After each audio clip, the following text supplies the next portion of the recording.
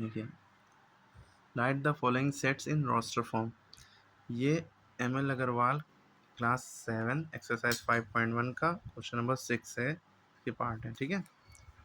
Okay, तो इसको कैसे करना है, देखिए, write the following sets in roster form. Roster form माने लिस्ट फॉर्म, यानी कि कॉमा लगा लगा के करली ब्रैकेट में लिखना है।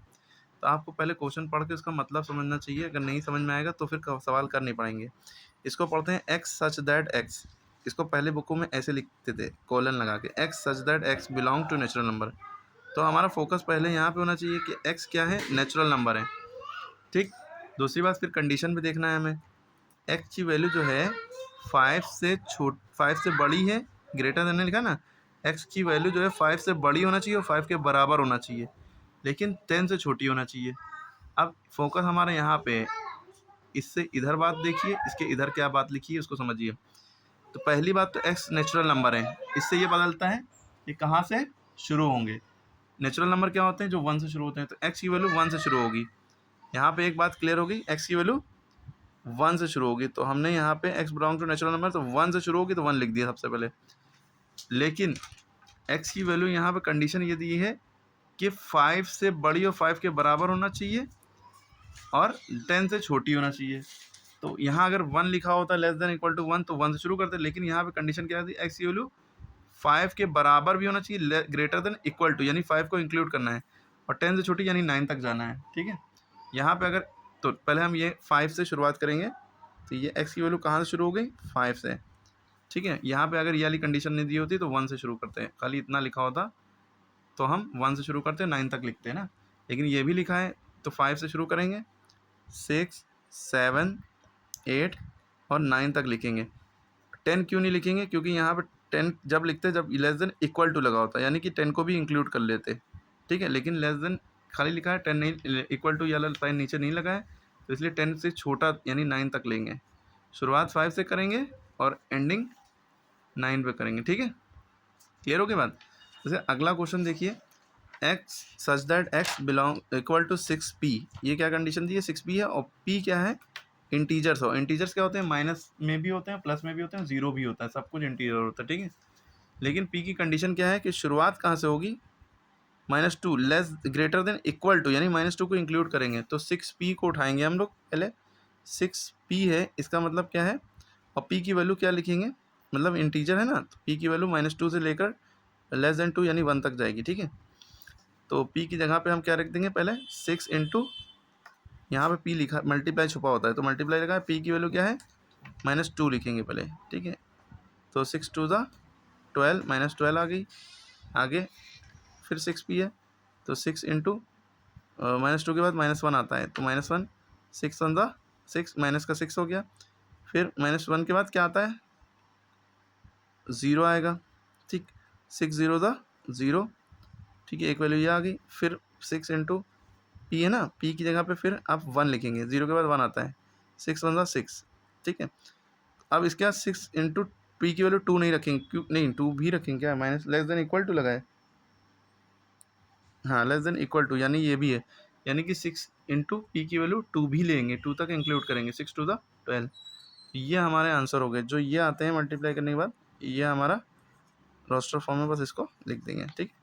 तो 6p का मतलब ये समझ में, 6 इंटू पी की जगह पे हम p की वैल्यू ये रखते जाएंगे, -2 से लेकर 2 तक के, ठीक है। तो हमारा आंसर आ गया रोस्टर फॉर्म में। पहली वैल्यू है -12, दूसरी वैल्यू है -6, उसके बाद 0 आया, उसके बाद 6 आया, उसके बाद 12 आया। क्लियर हो गई बात, हाँ। उसके बाद अगला क्वेश्चन देखिए, y such that y equals to 2x - 1, x belong to whole number, यानी कि 0 से शुरुआत होगी, लेकिन x की वैल्यू कहाँ तक जाएगी, 4 तक, क्योंकि लेस देन है, खाली लेस देन इक्वल टू नहीं है, ठीक है।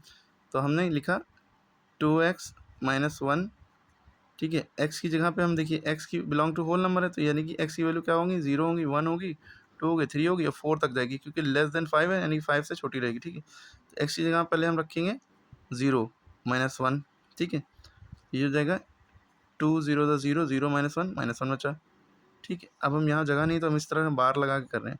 फिर 2x - 1 यहाँ पे मल्टीप्लाई छुपा है ना, 2 इंटू एक्स की जगह आपकी क्या रखेंगे, 1 रखेंगे, -1, 2 1 द 2, 2 में से 1 गया, 1 बचा, ठीक। फिर हमने ये उतारी इक्वेशन, 2 इंटू एक्स की जगह पे क्या रखेंगे, 2, -1, 2 टू द 4 -1 3, ठीक। फिर अब 3 रखेंगे, 2 3 द 6 -1 5 आ गया। फिर अब 2 4 द 8 -1 7, ठीक। तो हमारी ये सब आंसर हो गए, -1 1 3 5 7 है ना। तो ब्रैकेट लगाना ज़रूरी है, -1 नहीं कॉमा लगाना ज़रूरी है वाला, फिर 1 फिर कॉमा लगाया, फिर 3 फिर 5 फिर 7। क्लियर हो गई बात। हाँ, लेस देन 5 है, अगर यहाँ पे ये वाला साइन होता है ये वाला, तो हम 5 भी इंक्लूड कर लेते हैं। तो 2 5 द 10 -1, आंसर बताइएगा क्या आएगा, ठीक है। इसके बाद देखिए अगला है x such that x is the letter in the word ultimatum. इसमें सॉरी गलत क्वेश्चन उतार लिया, चलिए हमने इसका भी बता दे रहे हैं। इसमें लेटर क्या है, इसकी कंडीशन ही ये दी है कि अल्टीमेटम, तो हम यहाँ पे लिखेंगे कोई भी लेटर रिपीट नहीं होना चाहिए। तो रिपीट नहीं होगा, पहले लिखा यू फिर एल, ये दूसरे क्वेश्चन में हमने उतार लिया क्वेश्चन, टी आई यहाँ तक रिपीट नहीं हो रहा है, फिर एम फिर ए भी नहीं, फिर जैसे ही यहाँ पहुँचा देखिए टी 2 बार है ना, तो एक बार टी लिख चुके हैं, याला टी नहीं लिखेंगे, कट गया। यू एक बार लिख चुके हैं, याला यू नहीं लिखेंगे, कट गया, ठीक है ना। अब एम एक बार लिख चुके हैं, याला एम नहीं लिखेंगे, कट गया, तो बस अल्टीमा हो गया, ठीक। गलती से हमने अगले क्वेश्चन को उतार दिया था। अब देखिए इसमें क्वेश्चन नंबर 4 है एक्स सच दैट एक्स -1।